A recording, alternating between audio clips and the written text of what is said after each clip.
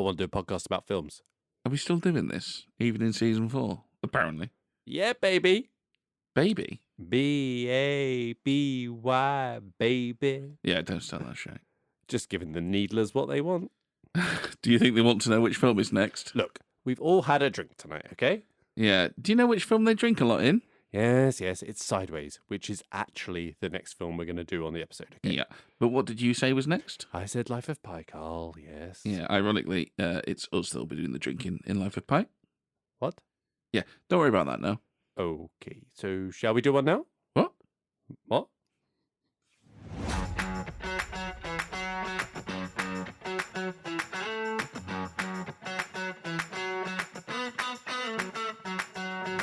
Hello and welcome to Movie the Needle, a podcast where a pair of amateurs haphazardly dissect a film that one of us likes and one, well, not so much. My name's Simon, and I'm in our shed with my good friend Carl, where we'll be explaining our opposing viewpoints and seeing whether we can movie the needle for one another. This week, it's Edgar Wright's 2017 action crime caper, which sees Ansel Elgort as a young getaway driver who must face the music when a doomed heist threatens his life, love, and freedom. iPods and tyre screeching ensue. It's Baby Driver!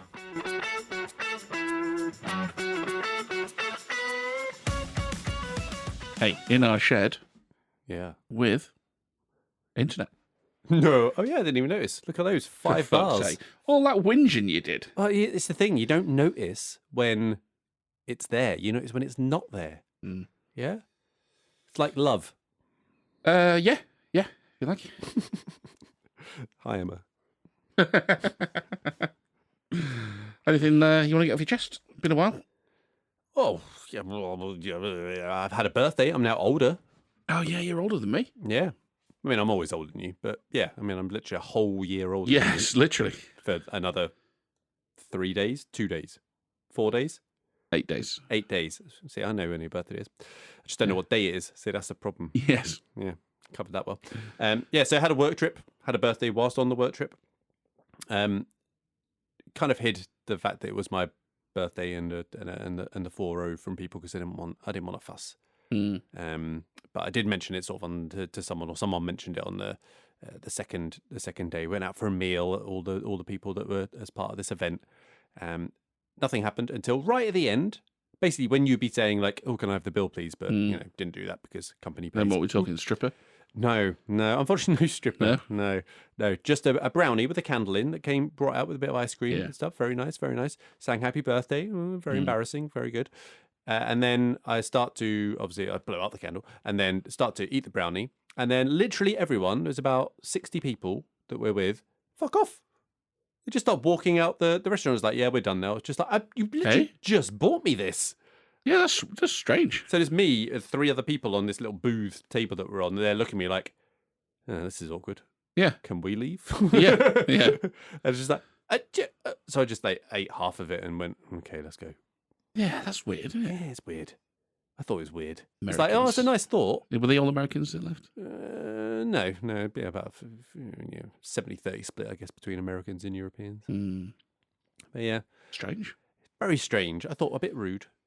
Yeah. And also, it kind of, Luckily, you're not putting your feelings about it out into a public forum anywhere. Nowhere that anyone will hear. So it's fine. What about you? What did you get up to whilst I was away? A load of boring shit. Cool. But I did watch a lot of films, which we'll come on to. Yeah, how many have you got to list later, by the way? I don't know. I don't You know. might have to skim through these quite quickly, otherwise it might just become a form of just reading out lists.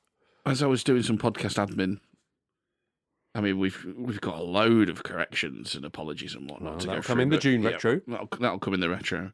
But something I couldn't not call out was you. And I didn't realise this at the time. I realised it the next day. You questioning the cultural impact of Finding Nemo when we were discussing Editor Classics. And what was it I sent you? Like, no cunt had heard of clownfishes until Finding Nemo. And now when you walk into every aquarium, there's a Finding Nemo tank. Or you just noticed them. You don't notice them when you didn't notice them before you'd seen Finding Nemo. Now you just notice them. These things are explicitly called. They're not called Finding Nemo. They are tanks. called Finding Nemo tanks. Yeah, they put the. Is that like a game? Curate Can you find Nemo? Yes, the bright orange and white fish. They curate the particular species of fish to make sure they're all in there. Yeah. Well, as in like all of the different types in one tank. Yeah. You obviously visit more aquariums than I. Yeah, I mean, one would have done it for the purpose. Literally every single aquarium has got one of these now. Well, no, if you visit one, you can't make the leap that every single aquarium has got one. You can make the leap that one aquarium. No, but you seem to be questioning the fact that such a tank exists at all. Well, that would have at least got you that there, wouldn't it? Cultural impact. And then you could have gone like a prick. You could have doubled down and gone, yeah, but is that in every aquarium? How do I know? Yeah. To which I would have said, well, it's in every aquarium I've visited. And you'll probably won't let that drop either. How many aquariums you visit? Right. A few, mate. Right. But all I'm saying is 100% hit rate. Okay. Favourite aquarium? Probably the National Marine Aquarium in Plymouth. Oh, interesting. Yeah, a lot of people would say the Deep. Well, a lot of people from the north would say the Deep. Yeah, no, the Deep is leading on a national scale. Come on, it's going for it. It's in Hull, so it's against it. The European City of Culture 2012, whatever it was. Yeah, they give that shit to anyone. Speaking of anything, do you need a bit of renovation? So we've done European City of Culture. He's offended enough nationalities. He's now just going on to regions. Yeah. Yeah, probably Plymouth, I would say. Yeah. There you go. No, not an American aquarium. Been to an American? No, I've not been to an American aquarium. I imagine they're much bigger and better. Couldn't tell you.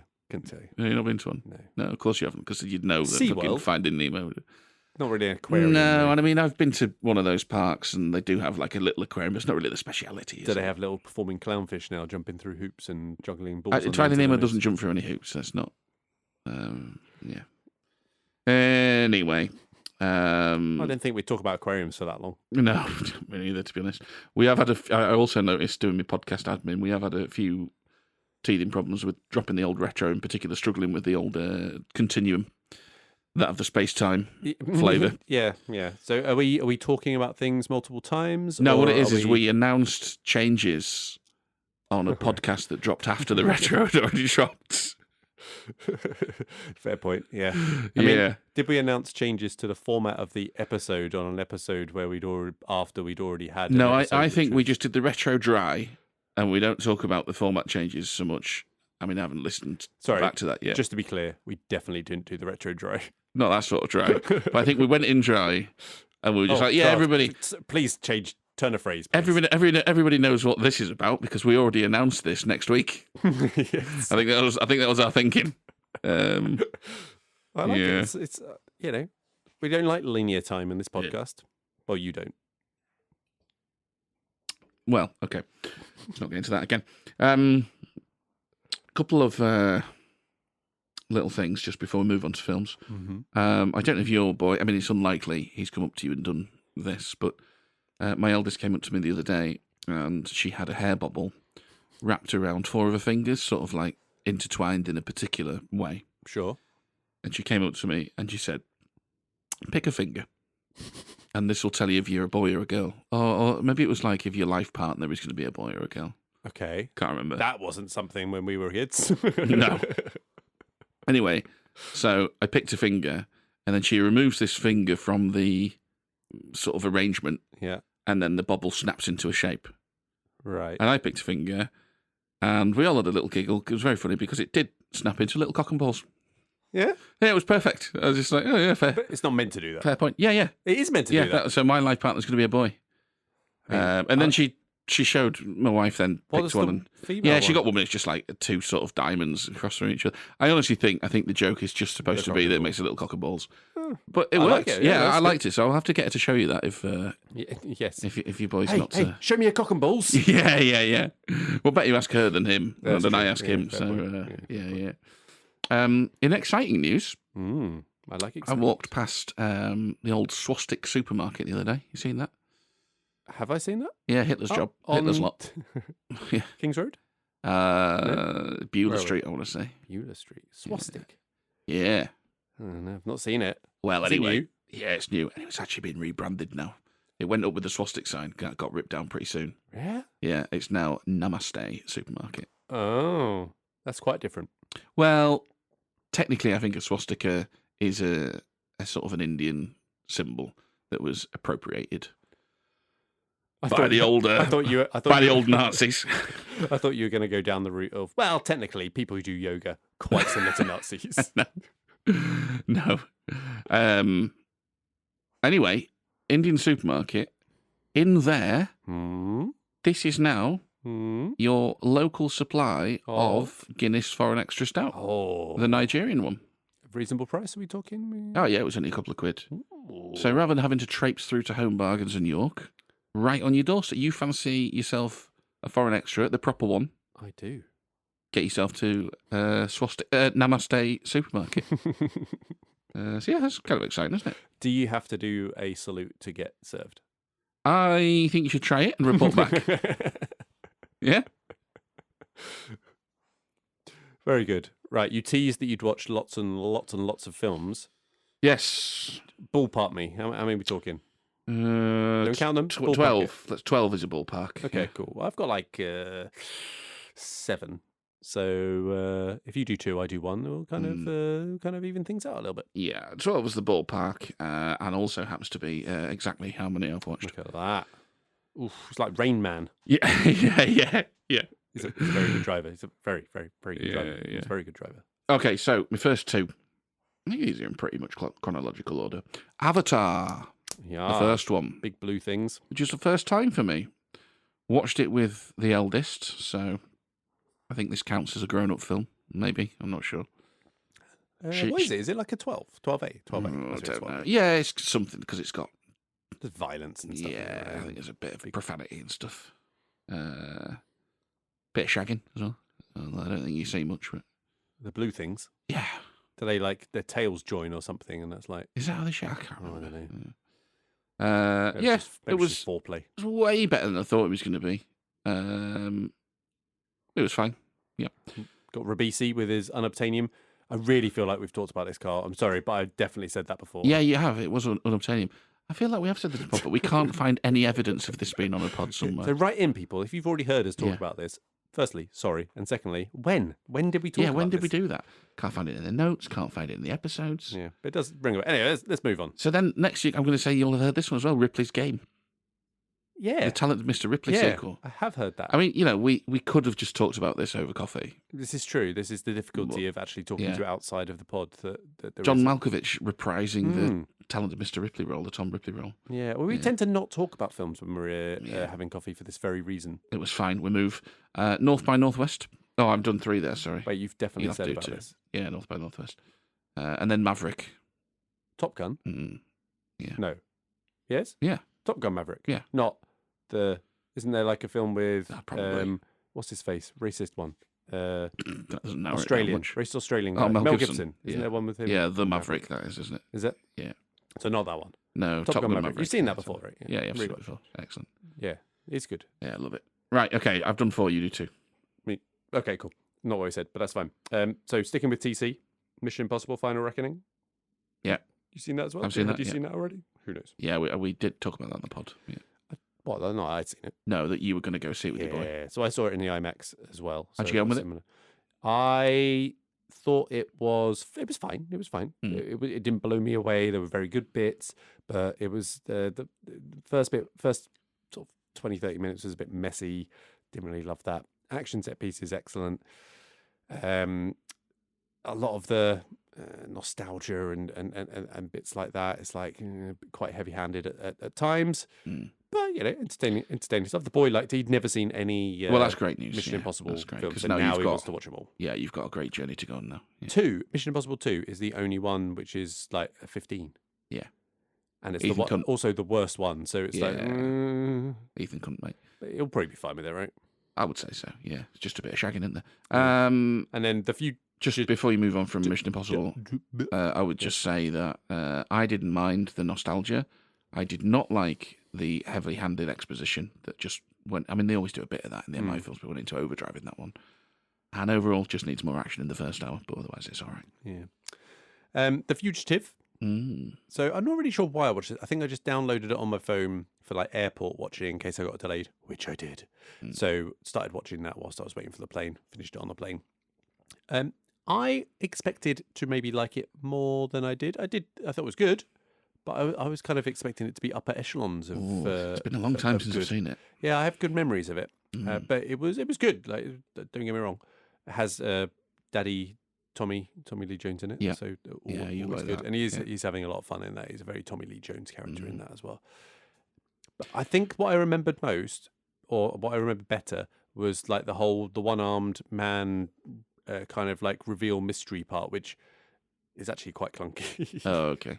I thought, but yeah. Yeah.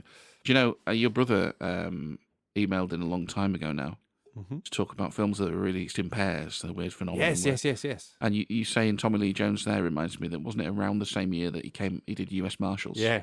It's got that was on the TV somewhere the other day because it's got what's his name? Oh, I can't remember. Robert Downey Jr.'s in it, is he? Is he? Oh, I don't know. I think so. Yeah. I've seen that. Yeah, it randomly flashed up, and I was just like, strange. Okay, so 2 from me. The Man Who Knew Too Much, and The Man Who Knew Too Much. Remakes? Yeah, Oh, okay. both by Hitchcock. Did you watch the? Really? Yeah, That's strange. yeah. That can't be very usual. No. As in that I realised I just said that's strange. That can't be very usual. Yeah. Is that unusual? Has that happened at all before? Yeah, it's weird, isn't it? He had a deal with the studios to do a certain amount of films, and it got to the point where he was like, "Well, I've got more to do. What should we do?" And he'd always kind of wanted to remake that one. It's very early Hitchcock, So what's the gap? original one. Do we know? 20 years. Oh, okay. Well, So 1934 to 1952, I think. Some people prefer the original as well. I have to say I didn't. It was a bit clunkier. But Peter Lorre is in that Ugarte. oh, cool. Yeah, like him. But I preferred the remake. Jimmy Stewart is in that one. But it is. So I'm on to my plain films now. Mm-hmm. So started off with a tearjerker. We Live in Time. Florence Pugh, your favourite, Andrew Garfield. Yeah, just I don't know why you hate it Yeah, so I know. much. I don't know why. He just rubbed me up the wrong way. You definitely should watch The Social Network, despite him being in it as well, and despite Jesse Eisenberg being in it, Yeah, and but despite it being about Facebook, which you hate, yeah, and about what's and his face. I don't want to have to side with Jesse Eisenberg playing Mark Zuckerberg. You don't have to side with him. Like You're not double. meant to like him. No, but Andrew Garfield would come and I'd be like, "Yeah, getting what you deserve, you, hey," and I'll feel all dirty twice over. No, it's no. No. Anyway, I liked it. It did get the old tear ducts going on a plane, which is always a little bit, I don't know, weird, strange, but yeah. You had a road to yourself, but whatever. I did have a road. Yeah, well, someone moved on to the end of. Did the they? seat. Yeah, because people kind of started to spread out. Yeah, I suppose that's fair enough. Yeah. As long as nobody comes and sits in the seat next to you. It was. Yeah, exactly. That'll be weird. But next to me, so I was in the middle 4 rows, right? Yeah. 4 seats. And next to me, there was 2 people sat together on a 2-seat thing, and the air stewardess person was flight attendant. Yeah, that's the term. Flight attendant, sort of like moving people around, going, "Oh, do you want to go here? Do you want to go here?" She sort of looked over this couple, looked at the guy, was like, "Are you together, or do you want to?" You could just see his face going, I mean, we are together, but I would really like to move. That would be great. Just if I could just spread out a little bit. He was like, "Yeah, we're together." Yeah. You could see it going, yeah. I set that trap, didn't I? Yeah. Anyway. Set that trap again. It's coming out. How are things at home? There's a couple of little things. Never mind. Right, films. Right. Right, yeah, no, that's one from you. It's my turn. You'll like these. The Big Bluff. Some B-movie noir thing. And A Wicked Woman, likewise. Cool. You like him? Worth watching? The Big Bluff, very good plot. It's a really shonky film, but very good plot. Almost worth watching for the third act alone. And Wicked Woman, yeah, it's all right. Gonna have to do a blind ranking of noir films soon. No, I don't know. I don't know enough about them. Yeah, unless you're going to pick exclusively the ones I've watched, which, to be fair, is what you've done before. That would be largely the aim, yeah. My First Man, another plane film. Oh, yes. Watched that. Obviously watched as intended on a 7-inch screen. Yeah. On a plane. Yeah. You get that vastness of space. It really hits home. Yeah. Which is my favourite thing about that film. Yeah. So I'm really glad that came across for you on. Yeah. You didn't watch it on a plane then? No, I mean IMAX would have been perhaps. Yeah. That would have been really something in IMAX. I also imagine the sound would have been quite impressive. Mm-hmm. Not on the pair of headphones. Yeah, because those scenes where he's bouncing across the atmosphere are just superb. Yeah. So I think maybe that's why it didn't quite hit me quite in the way that maybe should have. Daddy Chandler, though. Oh yeah. Mm. I was pleased. Mm. Yeah. We had the tearjerker earlier, straight onto the Straight into the full up, straight on jerker. Yeah. Mm-hmm. You go now. Oh, but that does complete my Damien Chazelle collection now. So yeah, very, very happy for you. So, Brute Force. It's an old film. Burt Lancaster, Prison Break movie. It's got its fingerprints all over modern fingers, modern Prison Break movies. Right. Thoroughly decent. Enjoyed that quite a bit. That's worth a watch. Is that Brute Force? And then another Burt Lancaster film called All My Sons, which is not bad, but less worth a watch. Okay.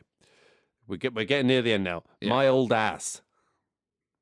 So this is like a... And what film did you watch? So this is well worth watching, by the way. It's actually, despite the title being a bit strange and the premise being also quite strange, it's it's kind of sweet. It's kind of funny. Had a nice time with it. Good plain movie, I would say, particularly. Yeah. Okay. So rewatch, and then I'll finish on what was possibly the best film I watched in this time. My rewatch was The Princess Bride. Oh, very good. All their kids were not happy about having to watch this. Really? They were not happy. They wanted to watch Moana 2, which I vetoed. I've got no interest in that shit. You've not seen that yet? No, I did not enjoy Moana 1. I had no interest in watching Moana 2. Then they wanted to rewatch a load of shit that they've seen, loads of Barbie stuff. Not on my watch.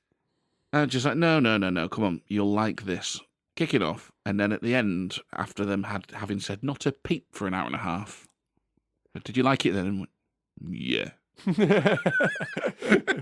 They were absolutely glued to it. So I'd never watched that as yeah, before, you're like recent. fairly recent. I say recent, it's probably like 10 years ago now, but yeah, it wasn't. And yeah, it was one of those 80s films where it was just like, oh, this is good. Yeah, there's a reason this is a classic. So I rewatched that. That was fun. But yeah, probably the best film I've watched in this period is The Ballad of Wallace Island. Oh, I was going to ask you about that. Did you see it at the cinema? No. I mean, yes. Yes, if anyone's listening, yes, I saw it at the cinema, yeah. Because how else would I have seen it? Exactly. Yeah. So I saw that because it's got Tim Key in it. Yeah. Right. And I read the synopsis. I was like, I think Carl might quite like this. I think you might quite like it. Yeah. And you did. It's very charming. Tim Key's excellent in it. And I think you might quite like it because it's a soppy, feel-good / romance type dramedy type but you thing. liked it because of the manly bits. No, not at all. Why I appreciated it in ways that you could never is because it was subtle enough to stay away from cliche for the most part. Whereas you're not so bothered about that sort of stuff. You just lap any old crap up. Fuck off. Yeah, exactly. Yeah, exactly. No, it was a very charming film. Very good. I'd recommend it. Yeah. Checking that one out at the cinema whilst it's still there, or when it's publicly released legally. Yeah. Whoa, there's no need for that word. Where's that word come from? Are you throwing that in? I like to add that just unnecessary qualifiers. Just say, yeah. Final two for me. So Companion, final plain film. Very, very watchable. It's not horror. I can't really describe what it is. It's kind of like a thriller, I guess. I don't know. But it's good. Well worth a watch. It's on, I want to say it's on like Netflix, maybe? Maybe. Watch it. It's good. And Spider-Man Homecoming. Had to get a Marvel one in there. Yeah. I liked it. Marvel shite, as you would say, I say. Theo's, one of Theo's favourite ones. He very much enjoyed it. That hasn't got Andrew Garfield in it. You'll be pleased. It's Tom Holland. I might not watch it then. Tom Holland by that point.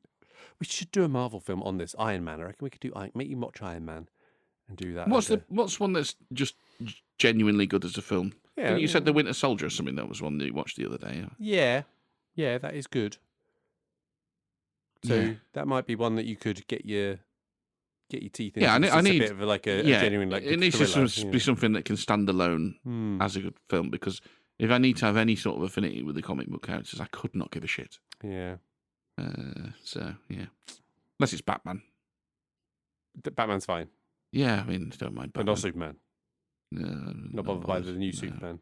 watching that at the cinema. Well, New Superman, I think of Dean Cain. No? And Terry Hatcher. Oh, yeah. Yeah. Lois and Clark. Yeah. Oh, yeah. Anyway, that was a lot of films. Christ, that was about half an hour of just listing films. Carl, my beer is empty. Let's unveil the podcast. Look, I'm not going to fuck about. We've had it before. It's Babyface Assassin. Here we go. How's that relate to the film? Oh, wait, no, it's called Baby Driver. Oh, I just want to point out, I noticed this as I was listening back to the intro that I did, that this doesn't feel very cold. Yeah, it's true, actually. Yeah, that I put the emphasis on Baby Driver in a weird place. Baby Driver. Like Christopher Walken when he does the Foo Fighters. Foo Fighters. Yeah, not the Foo Fighters. Foo Fighters. You just said Baby Driver. Baby Driver, not Baby Driver. So, yeah, you didn't point that out. But, oh, there we go. The beer might not be cold. But the glass is. Thank you, sir. Let's stop it there before we just get a load of clonking around, eh? All right, let's get to today's film, which is Baby Driver. Baby Driver? Baby Driver. Baby Driver. Baby Driver. And, but before we introduce what we each think of the film, a quick reminder of our simple 5-point scale.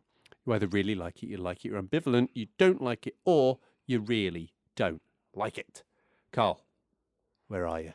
I don't like it. He don't like it, ladies and gents. He it. don't like it. I'm going to say I really like this. I thought you might. Really like it. I thought you might. Yeah, it's just really entertaining, Carl. I'm totally down for the rhythmic choreography, the car chases, the action. There's certainly some shortcomings, which we will get to, and I noticed more on second rewatch. But I'm not going to let those get in the way of what is an aesthetically, acoustically, and actionally very good, fun effort. Yeah, I enjoyed it. Carl, what don't you like? Janice Soprano. Have we done that one? Is she in The Sopranos? No, she's just a cunt. Who is she? Oh, she's in The Sopranos. Yeah, she's in The Sopranos. Yeah. Yeah, I thought you were asking if she's in this. It's just some woman you knew. No. It's just like, oh, just Janice Soprano. Yeah, Janice Soprano. Yeah. She doesn't listen. I mean, I've not seen The Sopranos, so...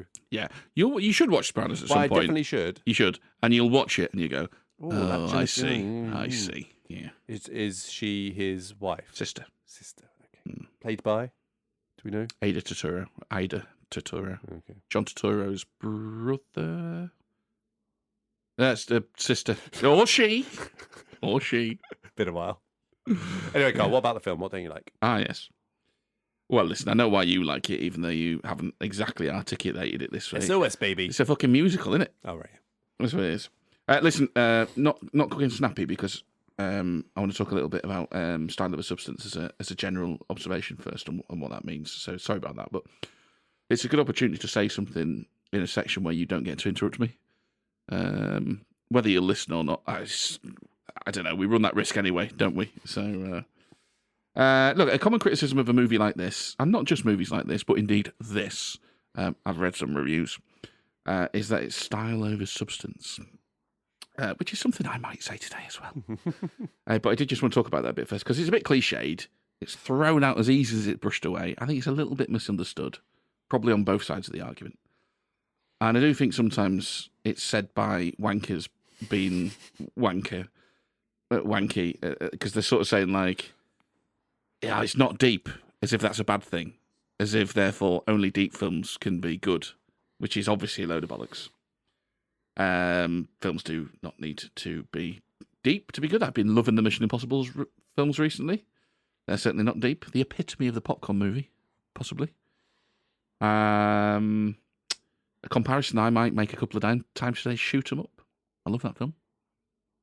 That's as shallow as they come, Shoot 'em Up. Style over substance epitomised, perhaps. So what does it mean? People say style over substance. They're not saying it's stylish, therefore. They're saying it's stylish, but... The key word there isn't actually stylish at all, is it? We all agree that something can be stylish. We're complimenting it for being so, if anything. The key word is but, because we're going to say something else, and that is where the problem lies. It's not with the style, it's with the other bit. So when I tease you, as I have, about being Mr. Style over Substance, it's not because you like stylish films. There's nothing wrong with that. That would be a weird criticism, wouldn't it? It's like, oh, you like it because it looks good, do you? Hey? It's because you will forgive everything else when a film is stylish. It didn't matter to you that Ad Astra was a honking mess because you loved how it looked and you loved Daddy Tommy. And I'm not trying to tell you that it's a bad thing that it looked pretty. I'm saying, Simon, have some self-respect. It's narratively a mess and treats its viewers as if they're mentally disabled. You're better than this. I think we've both agreed by this point that you might actually not be better than that. But we can carry on talking there. So look, I know that you have to watch different films in different ways. You have to buy into what they want to do. If it's a comedy, you've got to be ready to laugh. Otherwise, you're just going to sit there grumbling about how stupid people are. If you watch a Bond film or a Mission Impossible film, you've got to suspend disbelief and allow yourself to be taken on that ride that one man is going to save the world again.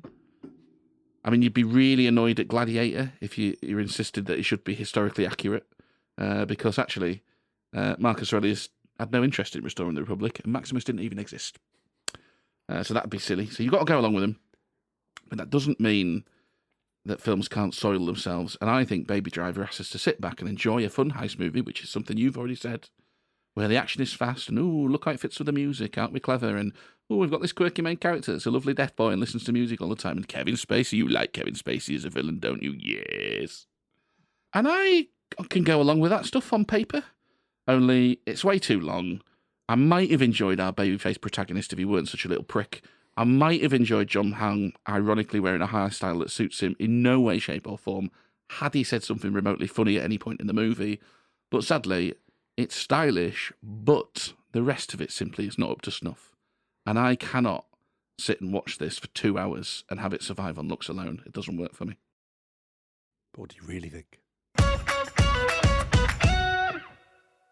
All right, let's move on to the cast. And I can't let the monologue, you described as an Oscars-worthy monologue for your little intro, go unmentioned here. Just can't, you complain that I don't listen. I like style over substance. I like flashy things. Keep it short and simple. I'll just drift off after a little bit. You need to hit the high notes. Yes. Bullet point it. Move on. I've become the thing I hate. This is what they say. But it's interesting. So no, wait, I've become the thing you hate. Yes. Oh no, that was already the case. Never mind. Carry on. Everyone hates you. It's fine. Right. The cast. There's a lot of characters to talk about. It's it being, there's a combination of crews and things like that. Assortment of main and supporting characters. Yeah. But I do want to lead off with an observation that this is perhaps the biggest collection of typecast actors that I can think of that I've noticed. And it only occurred to me through preparation for the pod. But they're really playing the hits. It feels like a little bit casting by numbers, which, having read a little bit from Edgar Wright, maybe makes a little bit of sense as how he wrote it and how he got the people who are in it. But I don't know if... No, I'm not. I mean, for some of them, yeah. I'm not sure I agree with all of that. Yeah, I mean, it's not all of them. Yeah. Don't get me wrong. There's definitely a few where you're just like, oh yeah, right in the wheelhouse. I mean, Ansel Elgort, couldn't tell you if this is in his wheelhouse. I've not seen a right lot with him in, apart from that Fault in Our Stars and that Spielberg remake of the Singing Gangs. What's it called? No idea. Come on, the singing musical. The Guys and Dolls. No. West Side Story. Yeah, that one. West Side Story. I'm pretty sure he's in that. Well so it's just where we didn't have to go to a third there because I was all out. So yeah, I'm not a huge fan of his other work / knowledgeable of his other work, but I actually quite like. I quite like him here. He manages to strike that balance between that surly, kind of aloof, cool, and that sort of geeky, romantic bit, all with that baby face, which matches that name. You didn't like the character, but do you like the on glue? What? He's an insufferable twat. He just gawps around like a gormless dickhead all movie. Honestly, he's terrible. He's got the charisma of a fucking fence post. He is terrible in this. You know why you haven't seen much of his other work? Because he won't have any. He's shit. Honestly, I think he's actually a musician first, right? He definitely has a musical background, ballet musical background. I think that's his sort of thing, and he's done a couple of movies. Comedically overstating aside, I think he's very bad. And I don't think he works in this at all. Because we're supposed to root for him as a character. I mean, I'm sure we'll talk about this in later sections. But I don't... Yeah, personality vacuum. He just sucked the life out of scenes. Terrible. Yeah, go on the stickhead. I'm happy with that as my headline. I think he's meant to be like blending into the crowd. He's not part of the crew. He's just working within the crew. He kind of keeping himself to himself, just getting through it to get even, and before he can then go off and do stuff with his deaf foster dad and his beautiful thingy girlfriend. It's a shame he's completely expressionless throughout, then, isn't it? But there you go. Fine. Let's move on to someone less controversial. Kevin Spacey. Yeah, it's a pretty weak character. And we spoke about this before. That I think that makes Kevin Spacey a good casting choice because for characters where you've got little to no backstory, but we still need to know that they're a big deal, it really helps when you just plug in a star like this. So it's good for Kevin Spacey's a good choice. The problem I had with watching this is he'd just come off his Frank Underwood run as House of Cards, and I kept watching this and just thinking, God, he was so much better in House of Cards. Yeah, because I think he's a bit. I don't know if it's weak. So House of Cards, right? He's really, really charming, and so that means when you offset how fucking devious he is in there, he comes across as like proper evil in House of Cards. Here, his character just comes on. He's just a bit cross all the time. He's not charming at all. He's just a bit cross. Yeah, there's like that other side of the Kevin Spacey performance isn't here. Yeah, I do kind of agree with you there. So he seems like made for this role, right? As you say, you just plug in a Kevin Spacey type, and that makes a lot of. You can even imagine Edgar Wright writing this, going like, "Oh, Kevin Spacey." Yeah, I know who'd be good here. Yeah. But he's just not quite as menacing as he perhaps needs to be in this. And I think you're right as well. That I didn't thought of this, but as well, the charming side of it, he's not quite as charming or menacing. Because that's Kevin Spacey, and he's smooth, but he's got that edge to him, which is it does seem to be somewhat living off past efforts, past characters, and stuff. As you say, it doesn't compare favourably to other ones. I wouldn't go as far to say he's phoning it in, but maybe not. He's fine. It's pretty far from his best work, but I mean, what does that mean? He's got some great work, but he's fine. But I think what doesn't really help him in particular is that some of the dialogue that he is saying is... Yes, we'll talk about that. Yeah, but particularly with him, I thought, because he kind of comes up with these lines, but the lines aren't good enough. I'm totally with you on that. I've got him and John Hamm, this is the case for. I think the pair of them really struggle with some of those almost... I sound old when I say this, some young people lines almost, you know what I mean? They're like... I don't know what the phrases I'm reaching for there, but they can't pull off some of this script. Yeah, some of it doesn't sound right. It doesn't sound natural coming out of that character's mouth. Yeah. So it's a bit of a mixed bag for Spacey. Lily James I had as sort of a collection of leads, which is maybe pushing it a little bit, but she's a kind of common pushing it a little bit. I'll bloody say common thing throughout. What a terrible character that is. Yeah, I mean, again, not as an actress, not really familiar with her other work. I know she was in Downton. She is in Iron Claw, which I really do want to see because I think Will recommended said you will love this film. So I imagine it's very stylish and incredibly deep. Yeah, it's so difficult to appraise what she's doing because her character's terrible and all she does in every single scene is look scared and stupid. Or happy and smiley. There's not a pretty thin line between those two, I would say. Yeah, I mean, she does not have a lot the way she's done it to do. Yeah. She kind of hits the notes of the good old Southern belle devoted to her new beau kind of thing. And as you say, she can look. She looks scared and she looks lovingly or sort of smiley, turning on the Julia Roberts smile kind of thing. But it's another one of those where it doesn't really give her a lot to go at. She plays Pamela Anderson in the Pam and Tommy TV series, which I struggle to imagine how she has transformed into Pamela Anderson. Yeah. Padding, I would think. Not what I meant, but also fair point. Onto some more supporting. We have John Berenthal as Griff. Yeah, good. Very Berenthal, don't you think, though? Yeah. Now, have you seen John Berenthal play not John Barenthal in any movies? Yes. Which one? So I feel like you did mention one. Yes. And I I couldn't called it place out, and it. you went, oh, good. Yeah, and I couldn't place what it King was. Richard. He plays the tennis coach in King Oh, Richard. yeah. Yes. Yeah. Good call. That was the only one, right? Can you think of another one? Otherwise, it's basically this, right? No, I think there is one more. It's only a bit part. Well, I mean, that's only a bit part. I couldn't tell you what it is right now, but I've got in my head there is another one I've seen recently. Yeah. But I mean, yeah, he usually plays this. But yeah, this type straight out the level. Barenthal box. He plays it very well, though. Very effective, but not in it for very long. There you go. I liked him. Or what Ham? The second John with no H in the same movie. I love John Hamm. I think he's miscast here, which is kind of what I was saying. Like, I'm not sure that I could see the casting by numbers across the time. Yeah, I was going to say, this seems like... So, like you just said with Barenthal, you want a hardened criminal, brilliant. Barenthal's your guy. Yeah, I don't think... That's not John Hamm. Yeah, but I don't think he's not quite the same hardened criminal thing. I mean, as basically... He's a killer that's knocking over banks, and I mean, I think the actions would be different. He also very often does not play the lovesick sort of person. The girls are chasing him, not the other way around, which doesn't really work for me here either. Yeah, I thought Barenthal was way better, and I know that what you're saying, that Buddy has got the darling character to bounce off, whereas Barenthal was just on his own. However, I don't think I was saying that, but that's fine. Well, as characters, I just thought, well, because you were saying that he's not hardened criminal in the way that Barenthal's was, in the way that Griff wasn't.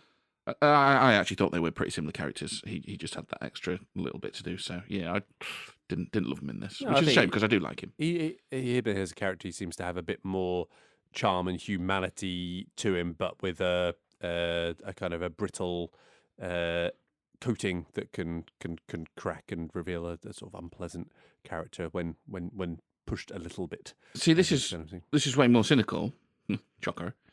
But I think he was cast and given that haircut so that we look at it and go, "Ha, it's John Hamm playing this gangster type thing with a kooky haircut. That's funny, isn't it?" So interestingly, John Hamm was written for when Edgar Wright wrote this. Yeah. He has been attached to it from the get-go. He's the only character on the original read-through who was attached to it. But that doesn't surprise me, because I think that is a deliberate choice to go, we're going to put John Hamm in, and you're going to love how different he is to his Mad Men persona here, and that's going to be fun. And I don't love stuff like that, because I think you're speaking to your audience on a level that isn't just writing a good character. You're going to hate one of my changes then. Okay. And obviously with Buddy comes Darling. You mentioned Eliza Gonzalez. Yeah, I think she's really, really believable. Her part is way too underwritten. It's too small. But, I mean, obviously Griff is in and out in like one scene, which is a shame. I don't like John Hamm. Baby's a joke. She is the one where I go, oh yeah, I could see her as a psycho gangster, actually, a psycho villain. Fully believe that she would go fucking postal and shoot up a bank if it needed to. I thought she was very good. Yeah, Definitely fits the role. It was no surprise to me at all that she's in a Fast and Furious film as well, because she just seems like she would fit perfectly within it as well. Yeah. Yeah, but you couldn't see John Hamm in a Fast and Furious film, could you? No, you absolutely couldn't. John Barenthal, yeah, he could pull it off. Yeah. He'd go in there. He could be Vin Diesel's mate. John Hamm, not so much. Yeah. Jamie Foxx as Bats. Yeah, maybe he's the highlight of this film, I think. Yeah, he certainly brings all the drama, doesn't he? From a character point of view, he's the most colourful. He's the antagonist, really, isn't he? He is the antagonist, and he's the most sort of colourful. And I think for the tone that this film should have been, what it purports to be, possibly isn't. I think he probably personifies that best. I think. Yeah, he's very convincingly unhinged. Yeah. The Bats nickname is quite excellent. Also, the one of the best lines of that Kevin Spacey does actually manage to get out that is good. Whereas saying about his 4 letters, what? This is you might go one of the best lines. I'm going to go. Oh no! No, just go on. When they're saying about their real names, and he goes, "Bats isn't my real name, saying about 4 Oh, letters yeah, or yeah, something. yeah. He goes, I know, Leon. And the way he delivers that was actually quite good. Okay, fine. I'll let that one slide. Good. Anyone else you wanted to call out? Flea? No. Flea is Eddie? Flea. He You is believe playing in nothing, Lebowski? He's playing to type, isn't he? Yeah, well, I mean, he's one of the nihilists in Big Lebowski, isn't he? Yeah, he pops up quite a lot. Yeah, if ever he gets a cameo, it's a scumbag criminal, isn't it? Yeah. Because isn't he in... oh, no, that's Anthony Kiedis or whatever in Point Break. I don't know. Couldn't tell you. Yeah. Oh, no, actually, he's Flea in it as well. Maybe Flea he might be in gets it as well, you He know. does get about. You see with quite a few Yeah, things. Not for scumbag long, criminal. but Yeah. he's there. Yeah, he was. Yeah, he was Flea, and then Lanny June as JD. The Is he the one that gets killed? yeah, Yeah. yeah. He brings some fun with his incompetence, and Yeah. And then the last one to call out, CJ Jones as Joseph, the old black deaf guy. foster dad. Yeah, I thought actually he was really good. Actually deaf, which I always like to see. That you actually loves it when people are deaf, Simon. Imagine if you met. Oh, I'm so glad you're deaf. I mean, they actually hired a deaf person for a deaf role, not that I'm glad he lost his hearing or never had his hearing or whatever it may be. I didn't say any of that. Why are you getting so defensive for me? But I thought he did actually really capture like the What, being deaf? the love Yeah, of well, it. what it is, mate, is he's actually deaf. Yeah. Anyway, I thought he was good. Yeah, good. I'm glad you enjoyed him. So, although I said that I thought the cast is kind of quite casting by numbers, I think they are kind of typecast for a reason, right? So, as you say, Kevin Spacey does do this sort of thing. Yeah, quite I think it's sensible. You need to plug someone in. Like generally, yeah. Flea, scumbag criminal. Oh, yeah. Excellent. Yeah, that's Barenthal, true. very, very, very good as a Jay Barenthal kind of character. John Barenthal. I always call him Jay Barenthal. Is that another actor? Just pretend you're saying his initial there. Yeah, Jay. Yeah, that's it. Yeah, I like it. But kind of would have been nice to see some more surprising turns. But then you've kind of shit all over the John. Yeah, that's it. But do you know what I mean? That's what I think they've gone for. Yeah. They've gone. This will be a quirk. This will be surprising. You'll like this. I didn't really find him as that big sort of surprising. No, I didn't think it worked. I've not done any recasting, Carl. I have. I know, because it's kind of your thing now, and I've kind of accepted that you this is kind of your section. So you're just going to decree like whether mine's any good or not? Yeah. Yeah. Oh, okay. I'm just going to put out the thumb like this. Yeah, just judging me. Right, yeah, I see. And then, It's a shame because, I mean, I look, I don't want to sound too big-headed, but I was definitely better at it than you. I'm pretty sure I literally just said that. Yeah, you did, but I still enjoyed every now and then you'd come out with one. I go, oh yeah. I mean, I won't give it up for. I'll still have it as a hobby. Just oh not yeah, full-time okay, job. fair enough. I was going to say because I like that. Yeah, you realise how in a rush I was writing down these notes. Yeah. Like, the recast it had to go. I'm sorry. I was like, Carl's got this. Yeah, I've got this. Delegated. I've got this. Right. So starting at the top with old Ansel then. Baby. Even Timothée would do a better job than this. Even Timothée. And I don't think he's much beyond average. I don't think he would be right. I mean, you say he wouldn't be right, like, you can't be worse. the guy was expressionless throughout. My pick for this would be Taron Egerton. He would have just done The Kingsman a couple of years before this. Similar character in that he was plucked from, this difficult upbringing and sort of rubbing shoulders with criminals and all that sort of jazz. But he's got a skill and yada yada yada. Yeah, don't mind Taron Egerton. I just think he's a far superior actor. He's a good actor. He would have actually brought something to the role that I think you could go, because I didn't give a shit how much he's into music, right? I don't care. Like, I get that that's part of the gimmick, and he really likes music, and that's brilliant. But I didn't think that was cool in and of itself. The rest of it, I'm like rooting for the character to be interesting in some way, and to actually be cool, right? And we're in this heist movie, this fun heist movie. I'm like, yeah, now do something cool, and it just doesn't happen. Taron Egerton could deliver. He's just a really good driver. He's a very good driver. It's a really he's a very good driver. Yeah, very, very good driver. Okay, well, we'll talk some more about that in plot, I think. Where do you want to go next? Doc, Kevin Spacey. Yeah. Mm-hmm. You got to plug someone in.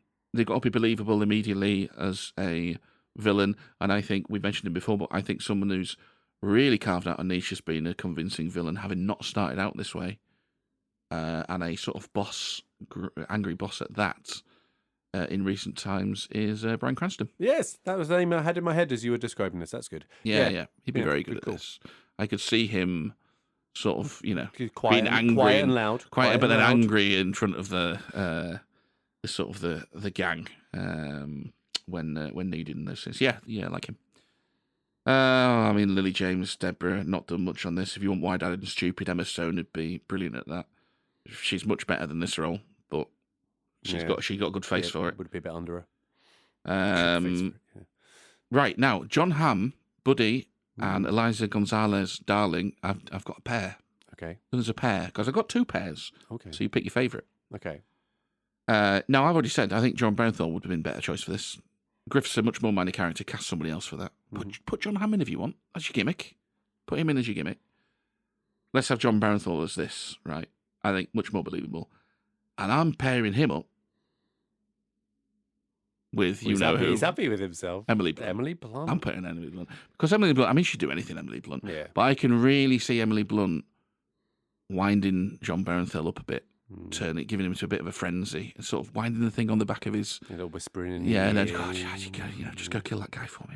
Yeah. I can really see her winding him up and him reacting accordingly. I think they make a fantastic pairing.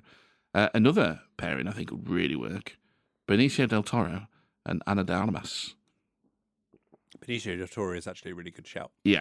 And I like that. Ana de Armas as well. She's had a couple of roles where she plays a little fucking devious, nasty villain. And again, just thinking how she could needle Benicio, get him fired up. Bit of a large age, larger than maybe even between John Hamm and... Well, yeah. Which might be a bit uncomfortable. Yeah, possibly. Emily Blunt's older, isn't she? But yeah, you know how they go in these films. I like I like Del Toro. That's a good shout. So he would be really sort of sinister and stuff. He'd be good. But he would look like a criminal as soon as he walked into a bank. Whereas I think John Hamm can at least pull off. What, in his Michael Myers mask? Yeah, where they just in the post office, where he's just wearing glasses or whatever. But yeah. And the last one I've done is Bats, Jamie Foxx. Bats. Yep. Having recently watched this guy, immediately came to mind. I was like, he'd be brilliant at it. Jimmy Stewart. No, Michael B. Jordan. Oh yeah. And I'm thinking particularly of is it Stack? Yeah. I don't know. Yeah, the more light-hearted one. I was like, oh yeah, he'd be great at that. Michael B. Jordan would be good. Yeah. So there we go. No, that's good call. Good shouts. I like all of them. I think from all of even from your two pairs, you could get a solid recasting throughout that. Very good. Well done. You should do this as a job, Carl. No, you can get PGA after your name. No, wait, no, that's not right. Not PGA. That's Producers Guild. CGA. Who knows? I mean, they do it a lot now on bloody Instagram followers. That's upsetting. Yeah, they do. There's things where even existing established actors are being told, it's really going to hurt your prospects if you don't get on Instagram and get a big following because surely then you just get an assistant to basically do that then. Well, you would, but some celebrities have avoided doing it, haven't they? And they're being told no because when it comes to marketing the film, this is a thing studios are really looking for. And so if it's a choice between you and somebody with 10 million Instagram followers, it's going to go to the other person. Oh, that's really upsetting. It's really upsetting, isn't it? Yeah. Ridiculous.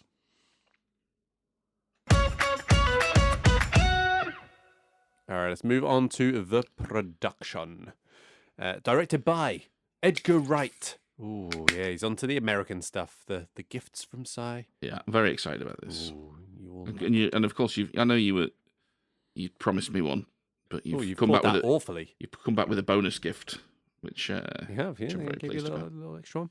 Anyway, Edgar Wright, geek god, perhaps running out of steam a little after his initial Shaun of the Dead and Hot Fuzz, both which great. Could we say both great? Happy with both being great? Yeah, for sure. Yeah. A lot of people that like this, though, when I was doing my reading of reviews and whatnot, tend to cite Scott Pilgrim versus the World more than those two. Oh, really? Yeah. I did like Scott Pilgrim versus the World, but I've only seen it once at the cinema. I did really like it, but do fancy having a rewatch, which I might do, because we've obviously got the other one, The World's End, that might make an appearance on the pod. Well, I better do. It's appeared on the trailer now, so we'll be disappointing our legions of needlers. And needlers like it, yeah, very good. And you've done it again, haven't you? No, because the trailer's come out before this. This is the first episode of season fair 1. enough. Yeah. Trailers usually come before the thing. Yeah. So we're good. So yeah, we're not going to talk about The World's End because obviously we're going to cover that. But Shaun of the Dead, great. Hot Fuzz, would you agree? Yarp, yeah. I think Hot Fuzz is the superior of the two myself. I think that's the pinnacle of Edgar Wright. Now, what I did as part of a bit of research, I missed this off my list of films that I watched. I watched another one of his, Last Night in Soho. Not seen it. Yeah. Good. Right. Yeah. So I mean, did a bit of background. I thought, well, Will has this thing of like watching all of a director's. What the fuck? I did it again. Directors back catalogue and watching them. So where I've seen like, oh, I'm only like 1 or 2 away. I'm like, okay, I'll try and watch them now and tick these off. So I hadn't seen Last Night in Soho and his earliest effort, which was A Fistful of Fingers, I think it was. And also, sounds like the mistake I made earlier. Yeah. Very good. There's also another one, The Sparks Brothers, which is a music documentary. I watched the trailer. Looks pretty interesting. Might watch it. Have you heard of Sparks? No. Anyway, but Last Night in Soho, I was talking about. It's fine. But yet again, I don't know how many times I feel like I'm getting bored of saying it. It's one of those that doesn't like quite hit. After a promising like first third, you're just like, oh. And then it's just like, oh. That is a lot of films, though. It is, though, isn't it? Yeah. Is that just because it's hard? Yeah, but it is a lot of films. And this is where it becomes really useful to have full use of the scale when you're rating these films, right? To be able to realise that actually most films fall in the middle, and they're not great because they have things that are great about them, but often it'll be disappointing. I rated this on 2.5, so they'll be too long, yada, yada, yada, yada. And therefore it's really handy then to be able to distinguish between when some decent ones come along that are getting there and some really good ones that are pulling, and all that sort of stuff. Because most films are very far from perfect, and that's fine. I think which date that episode? Mickey 17, I think. Yeah. It's sort of one of them. Yeah, it's all right, but you can't go to the cinema every single time and think this is going to be the best film I've seen this year. Yeah, it doesn't work like that. Yeah, but that's it doesn't work like that. You sit down, and most of them are okay, but that's fine because you enjoy watching films. And then when one comes along that's really good, you go yes. Yeah, but this is the first film that Edgar Wright wrote himself. Interesting. And when we come to the screenplay, we'll maybe see that that is maybe not where his sole strength lies in terms of the script. Yeah, the script is gash. The dialogue. Gash. Yeah. Wow. Haven't heard that for a number of years. Nice, absolute gash, mate. That was like a proper teenage, like 15, 16-year-old phrase that was around at the time. Everything was gash. Yeah. This is gash. GASH, gash. Yeah, I do understand how it's spelled, yes. Yeah, well, you calling him out as well, are you? BABY, baby. Never once does that joke hit. Why do they keep doing that? Why do they keep? Because they keep doing it. It's like a callback. Like it's a song. She's singing. No. Several times he goes baby, and then someone goes baby, and he goes BABY, baby. Because it's a weird first name, right? Yeah, but why? Name, but right? Why? They keep like they do that more than once. That specific bit in the script again and again, and never once does it land. It's a Shaun thing. It's an Edgar Wright thing where he does that, where he has the same thing pop up multiple times. But you're right. It never lands, and it doesn't get funnier through repetition. Like, I don't get it. I didn't really notice it as a. I don't get it at all as a thing. But hey, did you see Edgar Wright is doing a remake of The Running Man? I did see this. It's coming out this year. Oh, yeah. Now, I'm not sure I've seen The Running No, Man. you said this before. You need to So you need to watch The Running Man I'm gonna watch before The Running Man. that. Yeah. Because, that'd be interesting. Right, production. Sorry, we've yammered on quite long enough. Well, we're talking about script. Yeah, I know, but well, do you want to go to script? Do you want to let's go to script. to dialogue? And I'm specifically talking, It's bad. it is definitely where it is let down. I don't squeal to the cops. I squeal on the road. Blah. I mean, he says that with such, this is him supposed to, because he's really talking back to Bats at this point. This is him supposed to be going, don't mess with me, mother. And it's like, oh, Ansel, come on, mate. What are you doing? But it's a terrible line. It's a terrible line. And I think some of it from the character-driven perspective stuff, he's trying to assert himself a little bit. He's not really comfortable doing and being the tough guy because he's not part of that world, right? Although he's part of that world. So how can you be how can you be part of crime without being a criminal? Well, he's trying to do that. Fine. But the lines that are coming, and this is from Kevin Spacey's lines we've already talked about. Yeah. From Bats, from Jamie Foxx as well. He has a few, and I haven't got specific examples, but of just where he's sort of saying stuff and you're like, oh, you think that's smarter and actually zingier than actually what it is. Yeah, I mean, I think of the main crew. What's her name? Darling. Mm-hmm. Is the only one in this crew that can actually sell a line. She's the only one when she says "baby," it doesn't sound like she's chewing it out.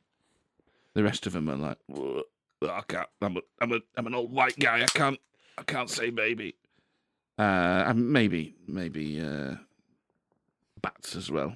Can you show me where you've been shot? The bit where John Hamm rolls over and shoots someone. Oh, here. Oh, yeah, that was awful. Rolls over, shoots someone. He goes there or here or whatever. There, and it's like, no, where you've been shot, you fucking tool. And then I thought about it. I thought, oh, is it supposed to be clever because it's like he's shooting him in the same place? And I looked at it. No, it's not. No. Yeah, it's just a bad line that doesn't land. Yeah. Never. You and I are a team. Don't feed me any more lines from Monsters Inc. It pisses me off. Is that supposed to land? Is never you and I are a team a pivotal line in Monsters Inc. Well, I'm supposed to remember? It earlier in the film that he listened to and watched it. That he listened to watch Monsters Inc. Yeah, that particular line was on the TV. Yeah, that literally came up in right. And because he does that throughout, right? So the baby character, he repeats things that he has seen and heard as his own lines. It's a repeated motif for that one. So yeah, I think that was fine. Yeah, but it's not cool.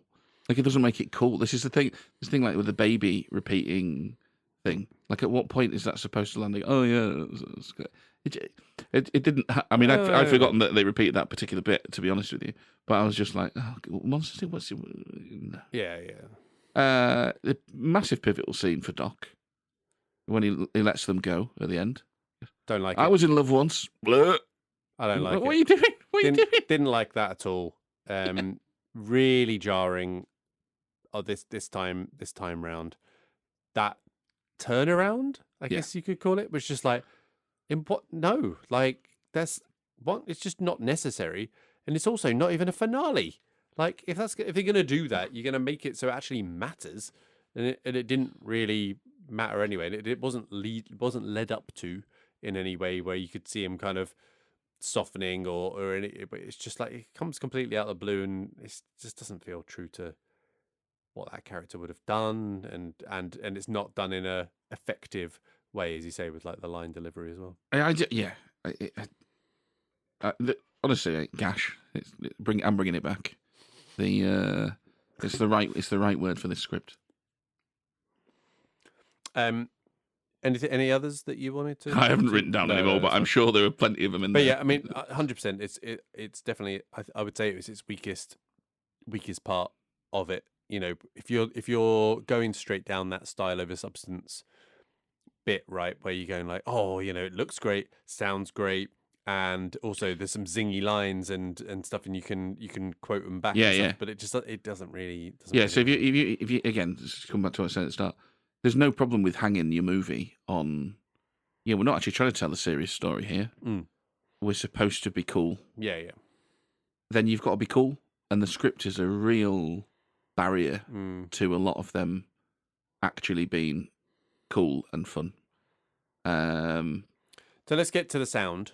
Yeah, Because it's a huge part of it, like the score, the music, and how it's intertwined with the action in particular. it's weird, this, because I don't think the music adds a lot in the story. So I don't care that he's really into music.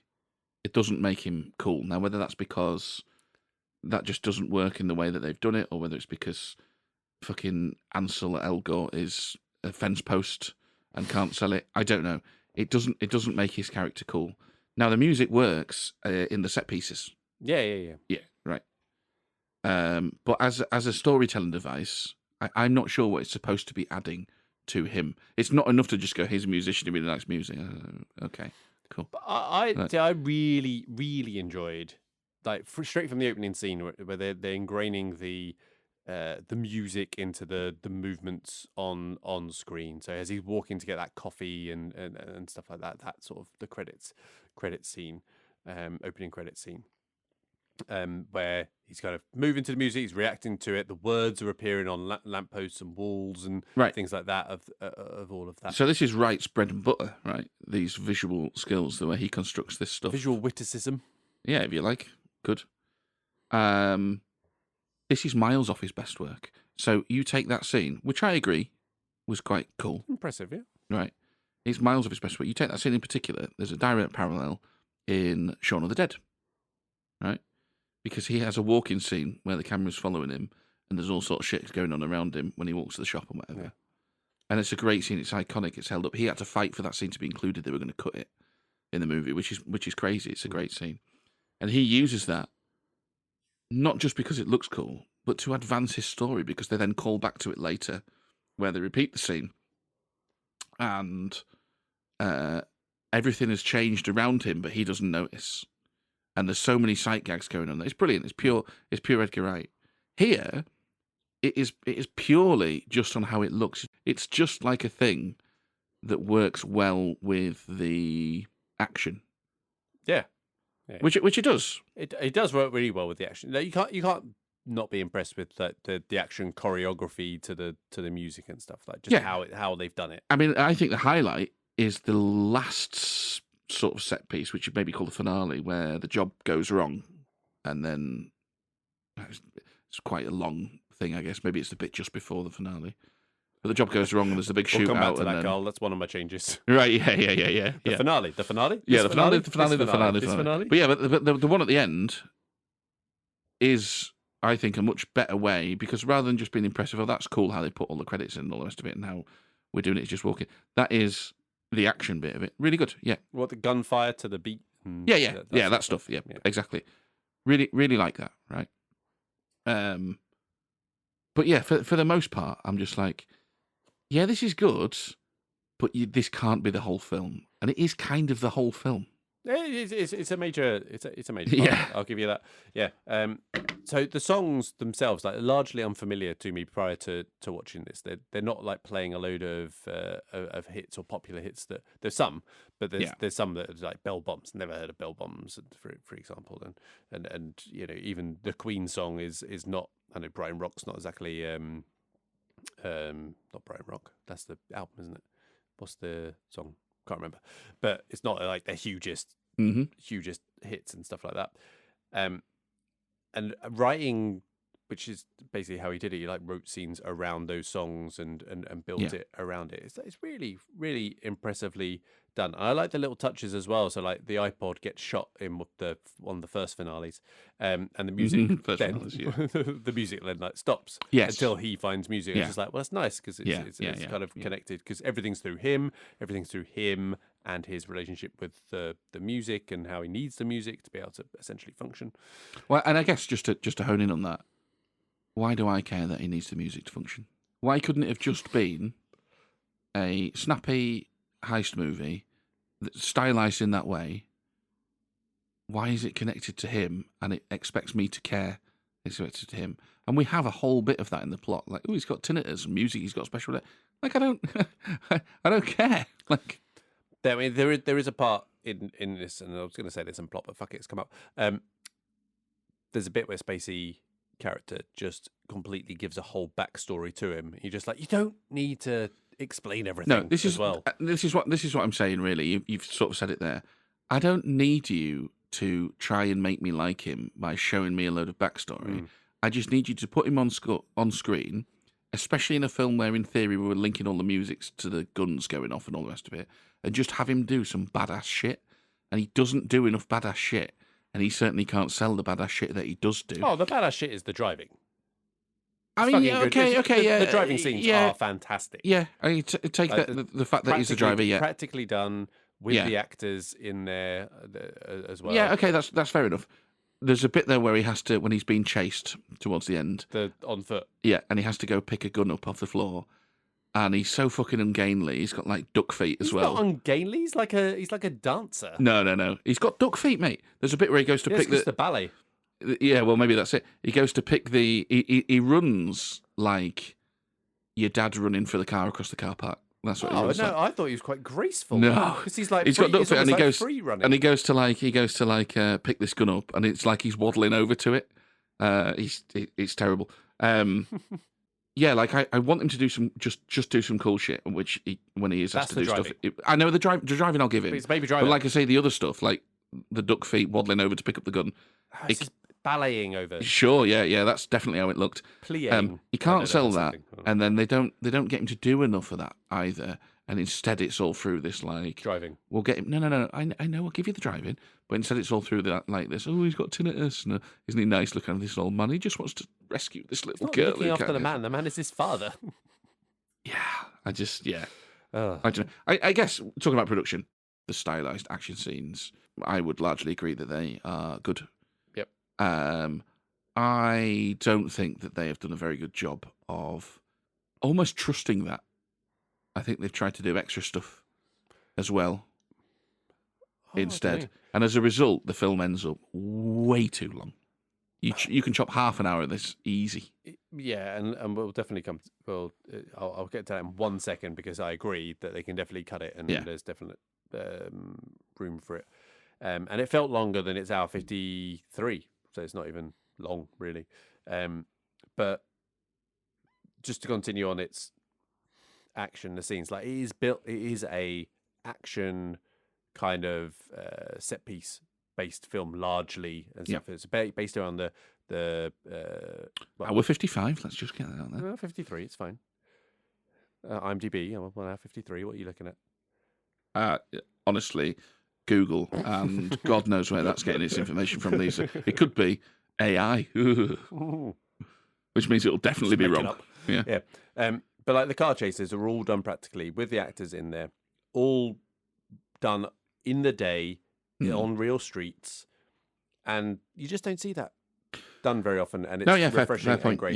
Yeah, the choreography to the music, either that's been playing out loud as they're doing it. It must have. Yeah, there's no dialogue, or they've got earwigs in. Yeah, you couldn't have done all of that with editing because there was it's so tightly choreographed. Yeah. And then sometimes where there's dialogue and they couldn't play it, so like when they're in the car and stuff, it's just done from the actors basically just learning to count, just like you would in a choreographed dance routine. Yeah, it's very good. That's all really impressive, and I think that is primarily where Edgar Wright is coming from. I think it's like he has this idea of like, how can I essentially base a music that's around film that has action and has this, and then the rest of it is just like.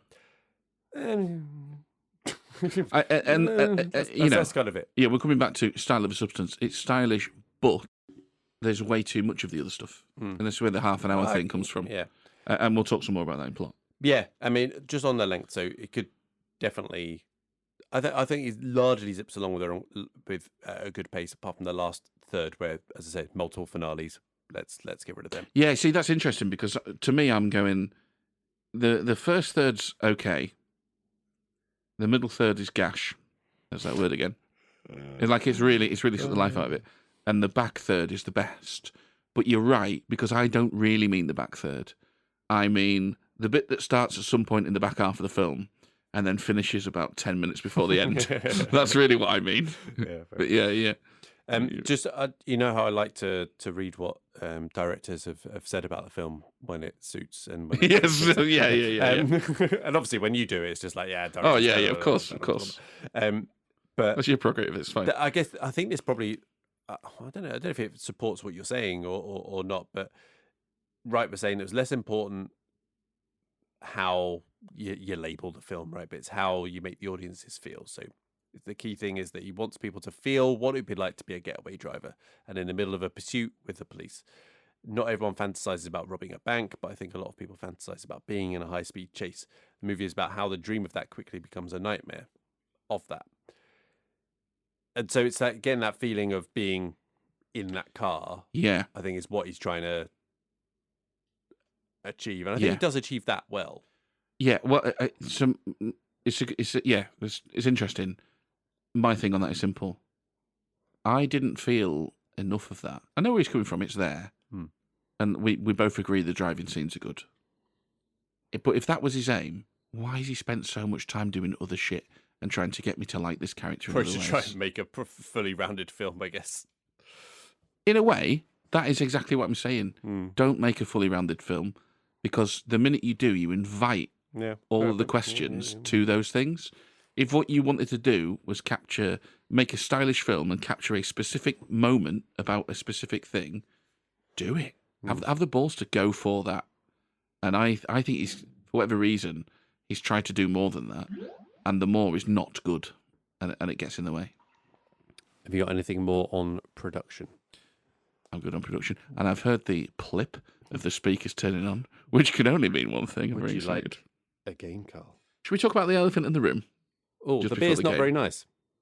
I don't know if it's not very nice. Or it's fucked. Or something. It's not very American. It's shite. Oh, it goes far to say it smells like an English bitter. I don't know about that, because I sort of got like floral, grassy hops, and I was excited. But yeah, No, I'm not getting the smell that I was expecting. There's no malt sweetness, there's no bitterness. No. The double better be better, otherwise I'm going to be very disappointed. What you do, take it back. That's for a refund. Yeah. Exactly. Right, I've got a game for you. Still, that's the game, isn't it? Right. Yeah. So, Baby Driver is all in on the one last job trope. Right? Yes, it is. Yeah. Until it isn't. So much so that there are about 3 one last jobs. Yeah, well, yeah. That's true. That's one way of looking at it. So, Carl, can you identify the movie from the description that involves... One more crime, then we're gonna quit. Oh yeah, alright, 'cause what could go wrong? What could go wrong? Crime, then we'll really stop. Oh yeah. One more crime. One more crime. Lovely. Yep. Some of your best work. Thanks. So yeah, I'm going to read a description of a film which involves around the one last job, one more crime. Yeah. Kind of thing. You just got to see if you can guess what it is. Yeah. So this is... I think you'll do quite well with this. Okay. I don't think they're hard. It might just be a fact that you've just not seen the film. You might struggle with that. Yeah. But generally, I think it'll be okay. I've got some clues to help you along if you need them. Okay. Where do you want to start? We've got 6. I'll go for number 1, please, Bob. Okay, good, cool. So, racing against time and the police, Memphis Reigns reunites his old crew for one last high-stakes heist to save his brother from a brutal crime boss. Don't know who Memphis Reigns is. Brutal crime boss. It's the name that might have got it here, so you might need some help then. Yeah, I'm going to need a clue for that one, I think. Eleanor? No. 50 cars in one night? Oh, yeah.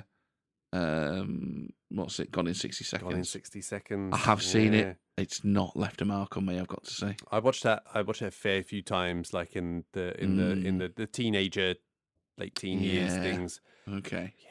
I mean, it's a remake of a older. Okay. Older film, isn't there a sequel there? Gone in 70 seconds. I don't know. Not that I'm aware of, but we'll check it. Where do you want to go next? I'll go number 2, I think. Number 2, okay. A London cocaine dealer plans to retire, but is pulled into a chaotic web of crime, tasked with finding a missing girl and brokering a risky drug deal. He navigates betrayals, ruthless gangsters, and deadly consequences. It gets a bit hate this, but I think it's a very stylish. Yeah, I think it's a very stylish film. Essentially got Daniel Craig, the Bond gig. It did. Layer cake. Yeah. Does that get hate? Yeah, I think people because Matthew Vaughn. Not Michael Vaughan. That's the cricketer. Because both Guy Ritchie and Matthew Vaughn have gone on to make big Hollywood movies, and I think there's a bit of like revisionism of their because they've done some turkeys, right? And there's a bit of revisionism in their back catalogue. I love Layer Cake when I watch it. I like Layer Cake. Yeah, I like Layer Cake. Number 3, I guess. Oh yes. Yeah. A skilled thief steals secrets. A skilled thief who steals secrets is offered redemption with a near impossible task. As his team dives deeper, he battles his own past and a relentless enemy as reality blurs in his mind-bending, altering... mind-bending... Inception. Yes, it's Inception. Tell you what, just help you out there. What I've done there, Carl, is removed really obvious parts of it, which meant that it made no fucking sense. Yeah. But there we go. Would you like to go 4, 5, or 6? I'll go 4, please. Okay. A master thief leads a skilled crew in high-stakes heists. Ocean 11. Yeah. As he plans one final job, he is pursued relentlessly by an LAPD detective as personal lives unravel, loyalties are tested, and a deadly showdown looms. Is that Ocean's 11? No, obviously not. You'd have stopped me if it was. All right, one last job. Do you need a clue? LA detective. Could it have been... Yeah, go on, give us a clue. Alto Nights. Who's in Alto Nights? What's his name? Bob Bugino. And? Well, Rob De Niro, obviously. And? Rob De Niro. And? Yeah. Do you know, I've left it off my list, but I watched Alto Nights last night. Cool. Who else is in with De Niro? In Alto Nights? Yeah. Your big joke that you've done multiple times. Yeah. De Niro and Pacino. Yeah. Yeah. Yeah. What? Oh, you're talking about Heat? Yeah. Yeah. All right, yeah. Heat 2 hotter. Yeah. Yeah, come on. Right, yeah. Sorry. I was when you were saying that, I was desperately searching for, because Alto Nights has got a massive cast, right? I was definitely searching for the names of loads of bit part actors. You wouldn't have known because you haven't seen The Sopranos. It's De Niro and Pacino, right? Yeah, De Niro and Pacino, yeah.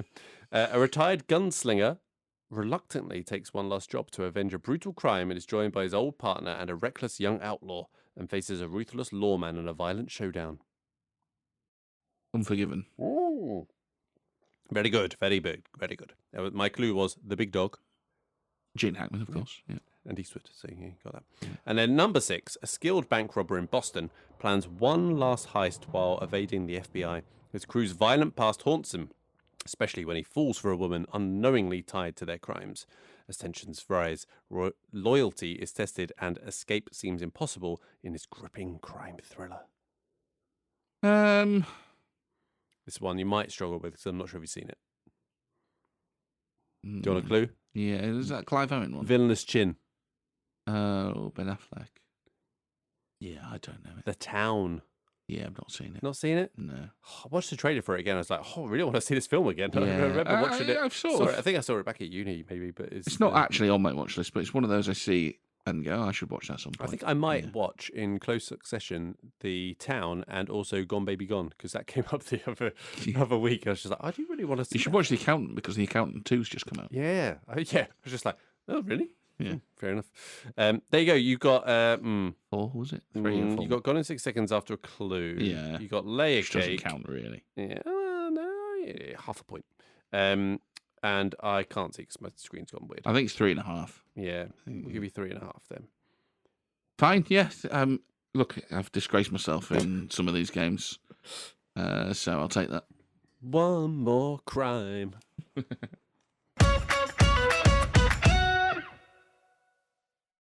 Okay, we get onto the plot.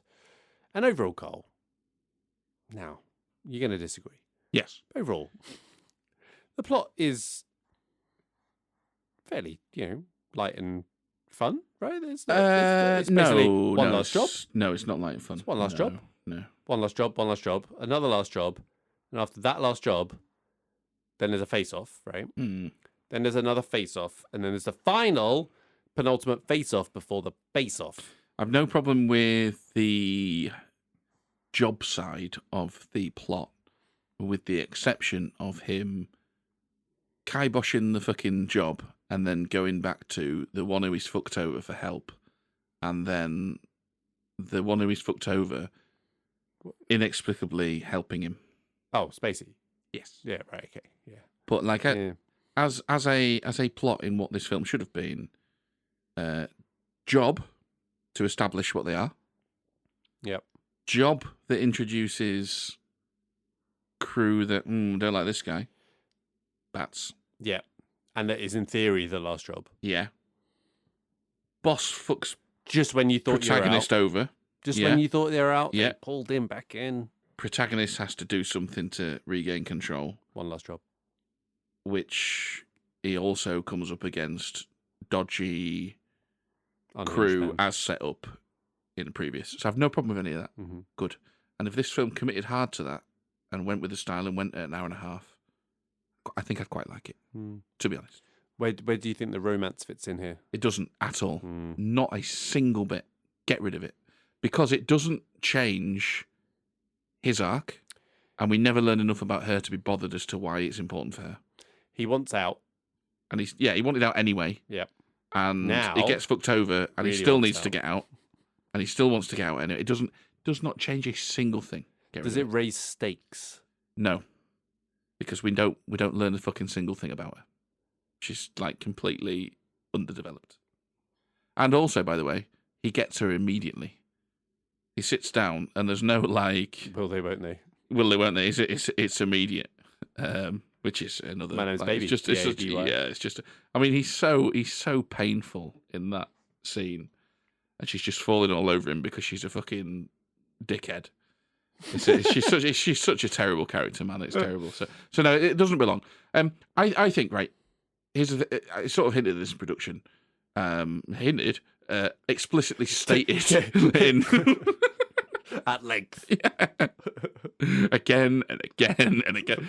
This is in danger of disappearing its own arse a bit, right? Because it's trying way too hard to make us feel something for Baby Dickhead instead of just letting us watch him do cool shit and then come to like him like that. Yeah. And I don't know whether that's because, like we were saying in the last section, is Edgar Wright trying to make a film that is more than just a stylized heist film? Or is he insecure in that, what happens if people accuse us of being style over substance? Which would be fine. To come back to what we were saying. Yeah. Yeah, it is. But that's fun. Shoot him up, knows exactly what it is. Hour 25. It isn't bothered about what you might think about it. Just does its shit. Bish, bash, bosh. You like it, you don't. Do that. Because I love that film. And if this does that, I'd be more on board.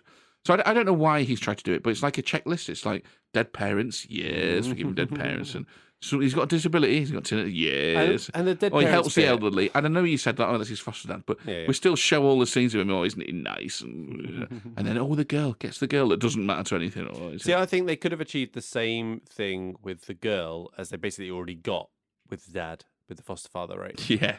Because basically They could that's have his, done, yeah. that's his stakes, right? Where they basically Yeah. go like, oh no, he's going to be in danger. You need to do this to save him. Yeah. But I guess what I'm saying is, like, I mean, you can do that, and if you're going to do that, you've got to be good at it, and they're not here. What I'm saying is, I don't need any of that stuff. You should just make him cool as fuck, and I'll like him because of that. Yeah, I mean, I think, as I said before, like the driving that he does, and Yeah, is his that's job, good. that Drive- is- yeah, is driving, cool yeah. as fuck. But Boy, yeah, it's boy fine. drive good. He drive good. Yeah. But I think the one thing where the Deborah character addition adds something is the fact that there is tension in the diner scenes when Bats is basically involved. but- That first one, Yeah. But that does add good, decent amount of tension. But again, he doesn't have to love her for. I was going to say, could be done with Yeah. a nice waitress. Yeah, exactly. Yeah. Like he doesn't. We don't want the nice waitress to get shot. Yeah. He doesn't need to be involved with that. Yeah, it could be done in the same way. I mean, I know you're going to come on to the end scene, but talking about the checklist of the ways they try to get us to like him outside of just being a cool motherfucker, the courtroom scene, they literally turn to camera and tell us what a nice boy he is. Yeah, I mean, And it wasn't all his fault. And it's like, oh, fuck off. yeah, Like, I think what they're going for there, and I think I mentioned it earlier, was just like, can you just be associated with criminals and not be a criminal, or and be involved in that world but not be right? And yeah, you really could be, you can't really, right? Regardless of how you've been brought into it, Yeah. even if you are not hardened, sociopath and all of that. So they do a few bits where he gives the bag back to the lady after trying out the gun on her, and not like really liking it, waving the one away outside of the shaking the head, which only ends badly. Yeah. Would have been fine. She probably would have just walked in and gone, and then nothing would have happened. But yeah, the whole conscience got to him. I will say that there are, having criticised like the lines and stuff, there are some good kind of witty parts to it, I thought. So the Mike Myers mask bit, I did appreciate that. Obviously, it's like the third time I've seen it, so it's less fresh. But I did appreciate the Michael Myers and that bit. Do you know what I was thinking of that bit? Yeah. What difference does it make? No, it doesn't. It's just a little bit of fun. It doesn't make any difference. You could wear a ski mask. That's what I mean. Like, these are supposed to be ski masks. Can you see my face? Mask. They're basically the same mask. Yeah. Right? No, can't see my face. It doesn't matter. The thing that troubles me with this is that in the explanation that the Doc character gives, right, he was like, don't all buy them at the same time from the same place. That will arouse suspicion.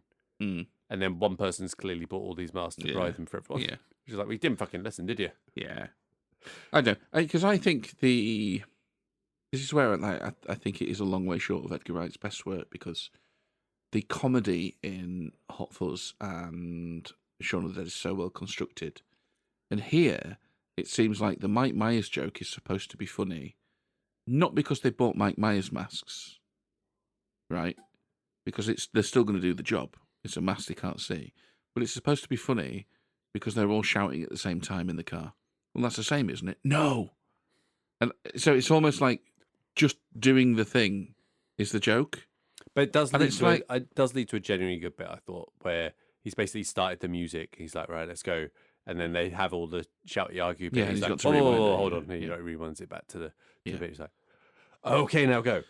And I did. He does that throughout, doesn't he? Yeah, like, and the music's like his car, timer. Steals a car and doesn't just drive off. He tunes it into the radio station to be able to get to us. I will say, I quite liked that as a plot device. That the songs were the type. It's a bit like, have you seen The Transporter? Yeah. Yeah.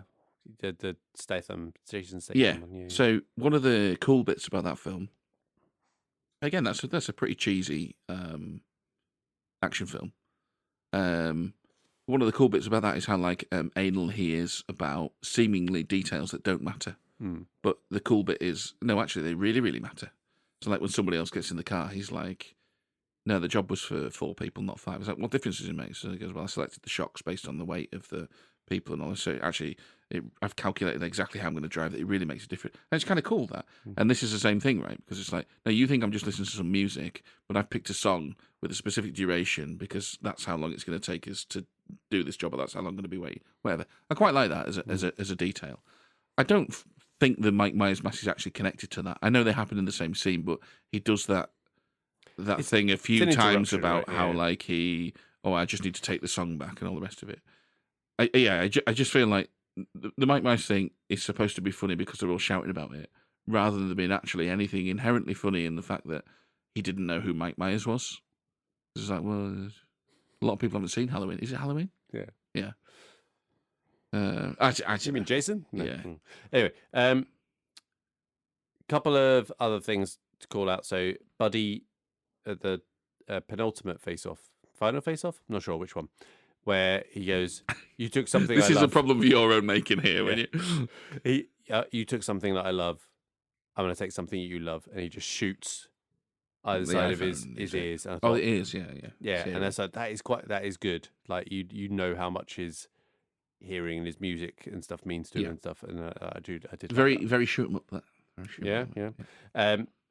And I like that they get caught at the end, that he gets caught at the end.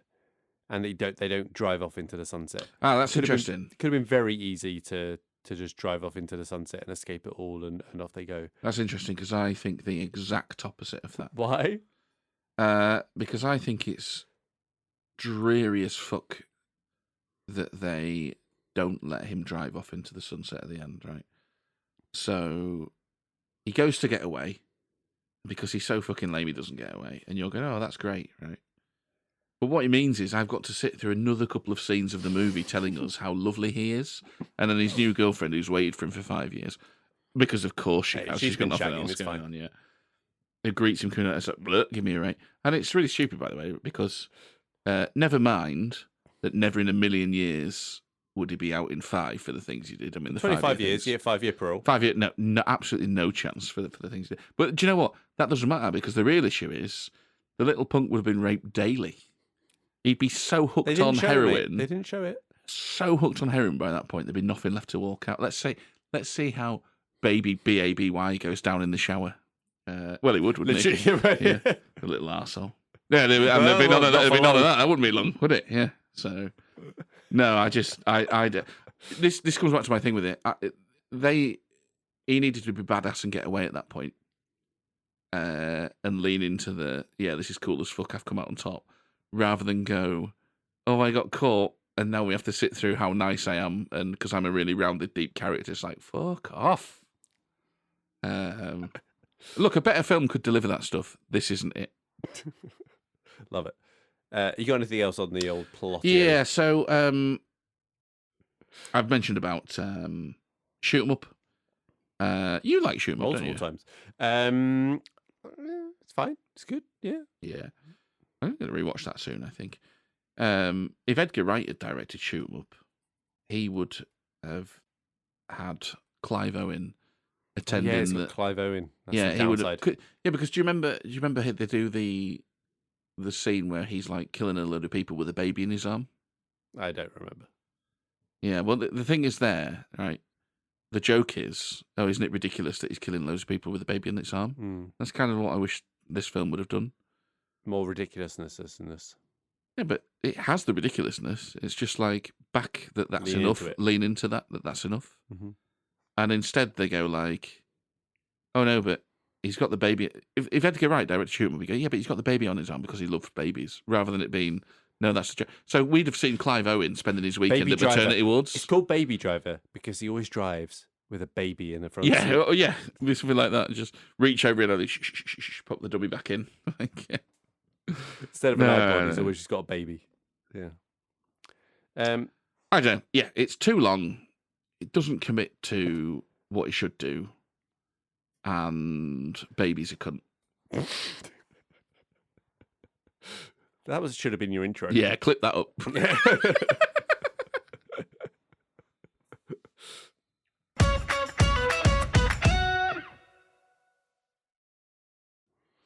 All right, and move on to any changes. So a section where we each come up with up to 3 changes. How many changes do you have, Carl? 3. Cool. I've got 4. The first one is I wish I hadn't bought 4 of this beer from America because it's very disappointing. I'm quite upset. This is interesting because it speaks to some film chat. It is very disappointing, but it's not bad. It's not bad, but I have such high hopes. Yeah. When you bring it back, like, yeah, it's just not hitting the spot. Yeah. It's not making me wish I lived in America. That's also how I would describe the Final Reckoning film. Very disappointing. Yeah. It's not bad. No. Very disappointing. Yeah. Fair. Anyway, I've got 3 changes with this, which for a film I really like. It's quite a lot. Yeah, it's quite a lot. So, what's your first one, Carl? Do less. Do less. Yes, have faith that the style will pull you through. Because I agree. I don't like the way the style feeds into the story and the characters. I don't care that it likes music. It doesn't add much for me. It doesn't make him any more interested. It doesn't make me want to root for him anymore. But it really works with the set pieces. Back it. Make the movie mostly about that. Get rid of the romance. Get rid of baby scenes with the deaf guy and any character building.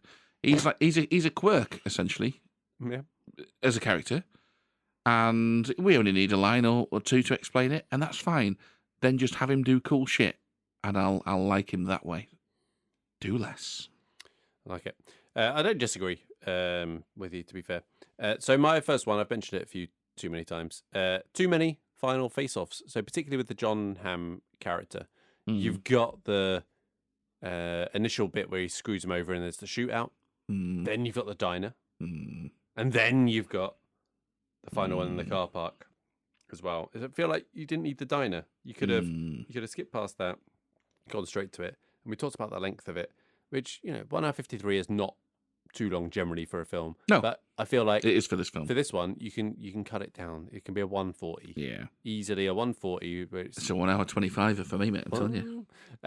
And you're right. You could even dispense with the romance thing, and you just have the doesn't change the story. The stakes with the old man. But yeah, my second one is being more interesting with the casting. So this is a little bit of maybe a different angle to what you're going at. Like, if you're gonna get spacey, you need to make it be proper spacey. I liked your recasting that you came up with. I could have seen, but I would have cast Spacey though. If Cranston was in this movie, as an alternative, Kevin Spacey. Exactly. It's what you do with him, isn't it? Yeah, exactly. But I feel like there was just something a bit more that could have been done with the with the parts there. But number 2, Carl. Okay, I'm going to switch these around because you've just mentioned him. I think it would have been so much cooler if it was Buddy that got shot and then Darling that went postal and shot up the cops. Because she was cool. She was definitely unhinged, badass, and he was a bit sloppy in this film. I think cool, actually. I did quite like that. I think it would have been brilliant in that scene as well, because it's a good scene. When he gets out and then you see him being like, what the fuck? I just say, imagine that was her. That'd be really good. And there is no point where it needs to be a man. You know what I mean? Like, there's no overpowering part to that. And it's not like Baby is like a big guy anyway. Like, you could probably see him being, little dweeb. Pistol whipped by a woman anyway. So yeah, would have been really cool. But there you go. I like it. So my final one is Doc Turnaround. So it's just not needed. No. Like, he is, like, lean into the fact that he is... And they get caught anyway. Yeah, and it doesn't really help. Just gets run over. Yeah, all it really needed to do was kill Doc. They didn't need his help in that moment because they get caught anyway. Yeah, it could have been the whole thing where he just essentially helps them, but inadvertently helps them to do that initial escape. It just didn't fit right. And I think what they were going for, right, was... Look, they've worked together since he's been very young, whatever. Yeah. He kind of has this relationship, his father, something. It's like, but that is not how it is. No, he threatened to kill the girlfriend earlier. Yeah, and his dad, and all of that. And it's just like, no, come on. No, it's not good. I agree. So this one I know you don't agree with because we've already talked about it. I think let him get away at the end. I've written down, let him, for the love of God, do one cool thing in this movie and just drive off into the sunset with everything on fire behind him. I think let him get away because I want him to, in spite of everything, because it is a ridiculous plot film, and lean into that ridiculousness and go, it doesn't touch me. I'm untouchable. Sort of thing. Yeah, and I guess that's why I sort of quite liked it, because I like it when things go a little bit. I expected him to get away. Right. Yeah. I kind of expected it. So I like when things sort of don't go quite as you expect. You're like, all right, he just goes to prison for 5 years. Oh, that's really unsexy and unexciting, which is kind of leaning into your same point of what you're saying, which actually by not doing that would have actually been more appealing. Yeah. Yeah. I can see where it's not a serious, it's not a serious enough film to do the dissatisfying ending. Yeah. Just be cool instead. Just be cool instead, yeah. Okay, Carl, are you ready to move on to This Is Why You're Wrong? Yes. All right, so this is our closing statement from each of us. We find out whether our needle has been movied by the other person. Carl, do you want to go first, or do you want to go second? I'm going first. All right, off you go. Right. Obviously, I've been very grumpy about this, but I do like fun films. We've done some on this podcast. Many a time have you said, just go with it. Yeah. It's fun. Yeah, absolutely. Because I like fun films, I like serious films, I like funny films, I like sad films. I like films. What I don't like is films that aren't what they purport to be. And I think if you tell me you're going to be a fun, stylish movie, you had better be fun and stylish. And instead, this spent way too much time huffing its own farts and trying to be a character piece, I think. And it actually... We agree on some of the good things it's doing. It sucks the joy out of some of that. I think some of the problem lies with him. I think he's terribly cast. I don't think he's very good. I think some of the problem lies with the script. We talked about that. But overall, the biggest problem is that it has got way too bogged down in trying to build some characters up and make me care about them that way, rather than just being cool as fuck. Do some cool shit and I'll go, yeah. Yeah, I mean, you've done a good job today. So I wrote ahead of time here that this does suffer a little bit of slightly diminishing returns on rewatching rather than that rewarding of the repeat viewing, which kind of makes sense in a way. It's I mean, that could happen anyway, even with a good film. Yeah, it can happen. But I think particularly with this, when you do look at it and get past the flashiness and the choreography and bits like that, there are some bits highlighted by the fact that you've got 3 changes for a film that you really like. I disagree with you on Ansel Elgort. I think he's fine in this. I don't think he's awful. I do agree actually with the points you've made on the romance, that actually it doesn't actually change anything and actually distracts from the central piece of it, which is the main attraction, which is the action and the choreography to the music and that real stylish piece of it. So yeah, I think Carl, you may have ruined my love for another movie. Thank you. Yeah, and I'm not happy about this one, to be honest, because you've come in here today and you've gone what felt like almost at the last second. I think I'm going to go really. I'm not sure about it. I think I'm going to go really. No, genuinely. Watch this in the cinema. Genuinely. Oh well, now you've said no genuinely. Yeah, yeah. Well, no. What was it? No truth of a lie. No tell of a lie. What is it? What's the thing? No word of a lie. No word of a lie. That's it. No word of a lie. No word of a lie, Carl. No word of a lie. No, when I first watched this in the cinema, right? This was I was kind of, and I think it lends itself to watching in the cinema a bit as well, with particular start. Every film's better when you watch it in the cinema. Well, this is true. Go to the cinema more. It's great. Go to cinema. Yeah, I know. Yeah, all right. You look at Look, when Ballad of Wallace Island comes on tomorrow, does it start tomorrow or something? I really liked it. I might go see it this cinema. Yeah. You want to go see it this cinema? It's showing at Harrogate. Yeah, do you want to go see it? We'll go see it next week. Sure. I'll go watch it again. What the fuck was I saying? Yeah. So when I initially watched this, I did really like. I did really like it, and when I rewatched it, I did really like it. Now you've ruined me and broken me, and so now when I rewatch films that I really liked, I look at them slightly different. I do look at things slightly differently, but my God, when a film comes along that hits you, and it's a 5-star, how good does that feel? Oh, a 5-day boner. Yeah, exactly, for sure. But yeah, so I still think there's a lot of positives to this. I still think it's fun and can be had. I think it still elevates itself above something like a Bullet Train, for example, still in terms of... I'd agree with that. Yeah, I'd agree with that we've talked about in the last season. And nice. Season 3. Season 3. So yeah, I'm gonna come down to like. I still like it. I think there are issues with it. I think it could have been a lot better with some of the decisions it made. And I think I agree with you. Like you make it a 90-minute film. Yeah. It's what it's made to be. Yeah. And actually probably leans into what Edgar Wright's really good at. Yeah. As well. Yeah. So there you go. You have moved the needle. Congratulations. I think it would still suffer for him being so dislikable, maybe, though. But maybe. There we go. Maybe. All right, good. We take the win. We take the win. Anything else that you want to add before we close this baby out? All good, baby. All right. Well, that's all. See, I can't say either, baby. It doesn't. Oh yeah. Well, do you ever hear people like talking to their significant other and saying like, "babe," and "baby," And what Yeah, do but you you think? don't. No, but you don't. I don't think you realise that when that's you saying that. Yeah, I know, but if you hear someone else... Oh yeah, it's awful. Yeah. Yeah. No, it's disgusting. And if I hear myself it back, sometimes comes... Yeah.